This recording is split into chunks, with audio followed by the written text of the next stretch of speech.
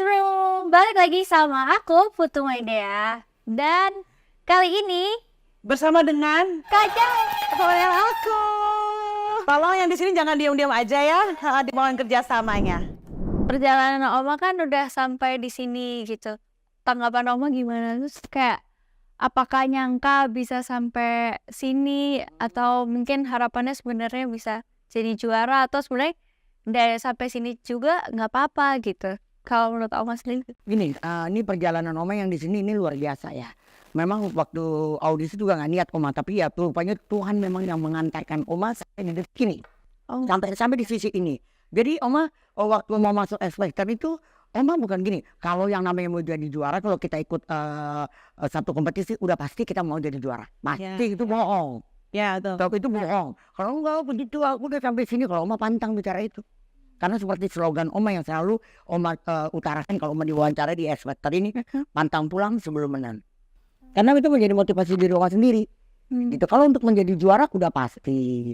Tapi kan semua ini memang Tuhan yang sudah mengatur. Jadi Oma waktu ikut dari mulai judging sampai dengan gala yang kemarin itu yang 6, Oma nantiin tulus. Jadi Oma berpikir gini, ih luar biasa loh, gue yang udah senior ini, yang udah istilahnya yang udah umur senja ini, memang sengaja disediakan oleh X Factor panggung spektakuler yang luar biasa. Betul. Jadi Karena Oma pergunakan aja buat tampil. kenapa Oma memilih ikut X Factor? Gitu. Apa nih yang pengen Oma tunjukkan kepada khalayak luas sana? Oma Di ikut umur X Factor segini di umur gitu. segini, Oma ikut X Factor. Gini, kalau menurut Oma yang namanya prestasi itu harus diukir.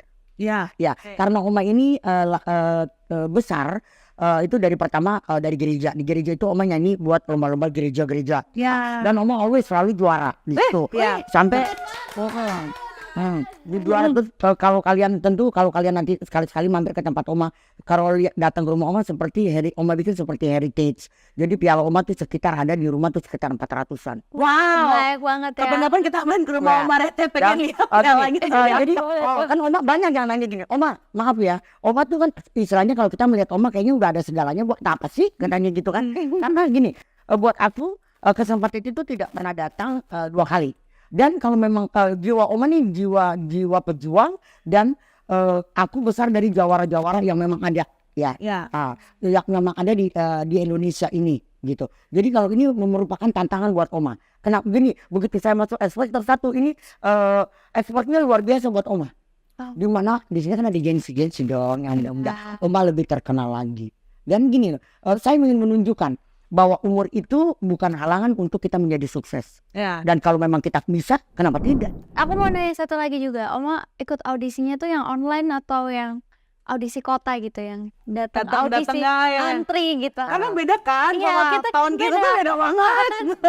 tahun online semua nggak ada. Iya. sih. Jadi gini, waktu itu Oma menjuri di satu daerah ya, di Cimahi itu untuk komunitas rocker. Mereka baru bikin komunitas baru. Jadi ada banyak jawara-jawara di sana itu memang istilahnya kalau mereka selalu bilang gurunya saya, katanya mereka saya sih nggak pernah merasa guru ya. Kalau mereka mau belajar sama saya kenapa enggak? Gitu. Jadi saya menjuri, terus saya diajak Mami, belum Oma, mereka kalau yang untuk komunitas yang lain-lain manggil aku Mami. Di sini aja karena aku ada fanbase-nya warga Oma, jadi mereka manggilnya Oma Rete gitu.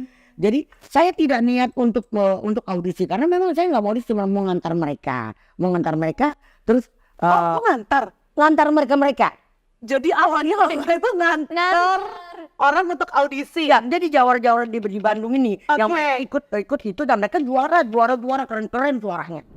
Saya punya TikTok di sini lah. Jadi waktu live TikTok kemarin saya luar biasa, saya kaget ya. Nggak tahu follower gue banyak juga ya. Oh, jadi Oma nggak tahu selama ini follower Oma banyak. Karena anak saya memang nggak boleh saya ikut TikTok. Kenapa? Karena maaf, maksudnya emasnya tuh di otak emaknya kan cuma bisnis aja, jangan gitu-gituan. Kalau pun IG itu ada yang bikin, sampai sekarang ditanya, Oma supaya kita bisa ini menjaga supaya gini. Gue nggak tahu dulu siapa yang bikin, udah pusing udah, nggak penting apa boleh masukin apa aja lah. Gitu.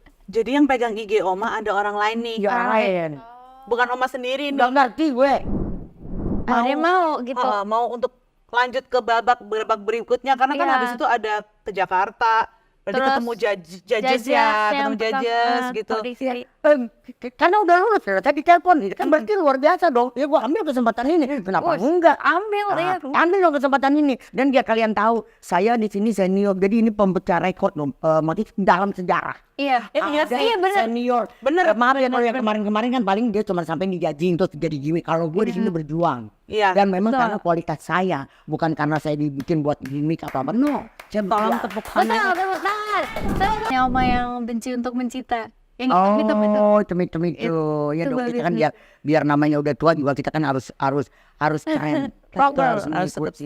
Ya, stylish. tapi tetap Keren sih itu. dengan apa namanya aturan-aturan bahwa aku nih udah umur, jadi kita juga Oke. bisa menyesuaikan. Sudah matang, Oma. Sudah matang. Sudah matang. Oma berarti nyanyi mulai dari umur berapa? Kalau aku nyanyi memang suka dari kecil. Jadi dari mulai TK aku udah menjuari macam-macam.